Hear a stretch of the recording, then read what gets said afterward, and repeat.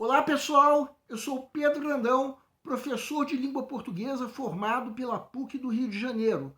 Começa agora mais uma videoaula do nosso canal Português Papo Cabeça. Em primeiro lugar, inscreva-se no nosso canal para não perder nenhuma das nossas próximas videoaulas e ative o sininho para receber todas as notificações.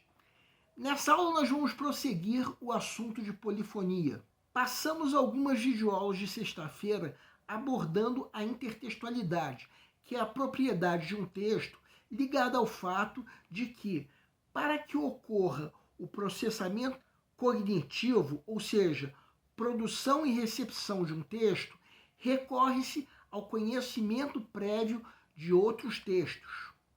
Cada texto que é produzido possui um diálogo quase que inevitável com outros textos. A polifonia é um assunto que se assemelha em muito à intertextualidade, mas que não se confunde com ela. A polifonia é a característica de um texto ou enunciado ligada ao fato de que, em um determinado texto, são encenados pontos de vista ou perspectivas de outros enunciadores que não necessariamente existem. Quando existem, inclusive, são indefinidos. Vou repetir para que vocês guardem e vou explicar logo a seguir. Na intertextualidade, o processamento cognitivo decorre do diálogo que o texto faz com outros textos. Já na polifonia, o texto encena pontos de vista ou perspectivas de outros enunciadores que não necessariamente existem, e mesmo quando existem, são indefinidos ou indeterminados, ou por aí vai. Nessa aula, o índice de polifonia que nós vamos abordar são alguns operadores argumentativos, como pelo contrário ou ao contrário. Quando nós usamos essas expressões, não estamos negando aquilo que nós mesmos dissemos anteriormente. Vamos entender. Segue um quadro. Vejam esse primeiro exemplo. Renato não quer ter filhos. Pelo contrário, fez uma vasectomia. Reparem que o trecho que nós estamos destacando agora em vermelho não recebe qualquer oposição do trecho que vem depois da expressão pelo contrário. Podemos supor que o período como um todo foi dito por alguém que quis fazer uma observação sobre uma frase dita por um outro enunciador, que seria algo do tipo: Renato sonha ter filhos. Outro exemplo seria um período do tipo: Ana não gostou do médico. Eu, ao contrário, senti que posso confiar nele. Reparem que o trecho que está destacado em vermelho não é negado pela expressão que vem depois do termo ao contrário. O período como um todo pressupõe que a própria Ana seria um enunciador que teria dito algo do tipo: que médico charlatão. Temos aí dois exemplos bem simples. Agora vamos supor que alguém tenha assistido ao filme A Menina Silenciosa e depois dito algo do tipo: não achei que a direção do filme foi ponto forte. Pelo contrário, achei que deixou muito a desejar. Reparem que o trecho que nós estamos destacando em vermelho não é negado pelo que vem depois do termo pelo contrário.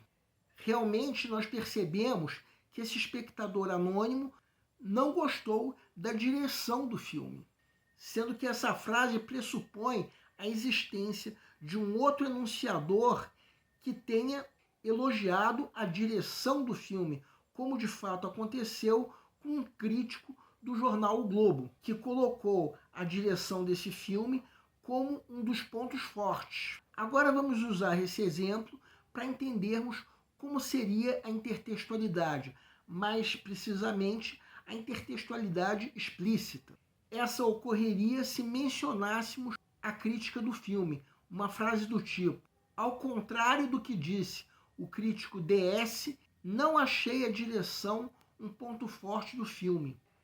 Bem, nessa aula nós abordamos um terceiro índice de polifonia que um texto pode conter.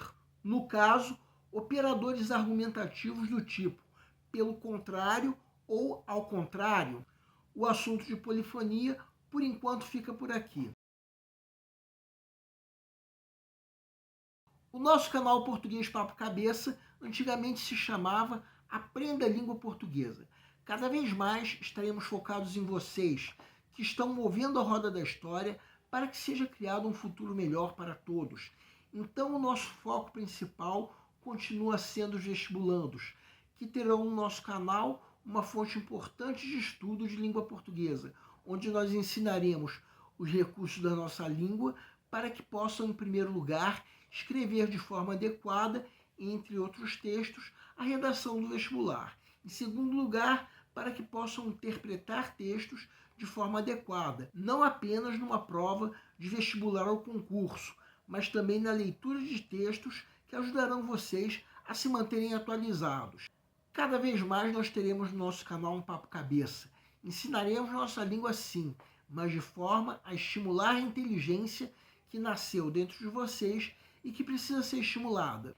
E a missão do nosso canal é melhorar cada vez mais. Então vocês podem usar tanto o nosso e-mail quanto a nossa fanpage do Facebook para fazerem qualquer comentário, elogio, crítica ou ainda reclamação sobre as nossas videoaulas. E vocês também podem usar tanto o nosso e-mail quanto a nossa fanpage para pedirem para esclarecer qualquer dúvida que vocês tenham sobre a matéria. E nós agradecemos a todos vocês que estão assistindo às nossas videoaulas. Em especial, nós agradecemos a todos vocês que estão compartilhando nossas videoaulas com outras pessoas. Muito obrigado porque vocês estão ajudando o nosso canal a ser feito. Pedimos ainda que deixem um like. Muito obrigado e aguardem nossa próxima aula.